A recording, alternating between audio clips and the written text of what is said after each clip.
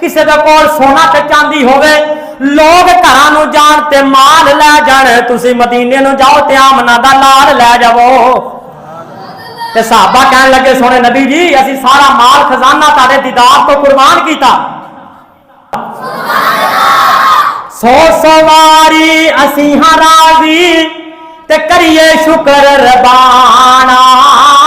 सहाबा की आख्या सौ सवारी असीं हां राजी ते करिए शुक्र रबाना।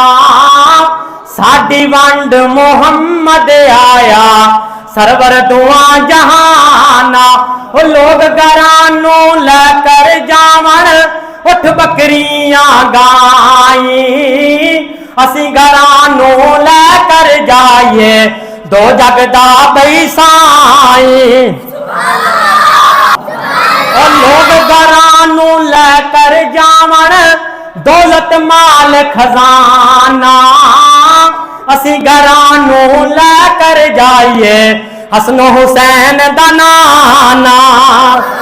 लोगां दी दौलत मुकदियां औरत नूं मुक जावे, साडी दौलत पाक मुहम्मद अल्लाह नाल मनावे। तुसीं बेदार हो गए हो ते बेदार होने की वजह तो तुहानूं फिर इंतजार करना पै गया। एक वाकया होर सुन लवो, मेरे पाक पैगंबर दे दीवानियों तवज्जो करिया जे, गौर करिया जे।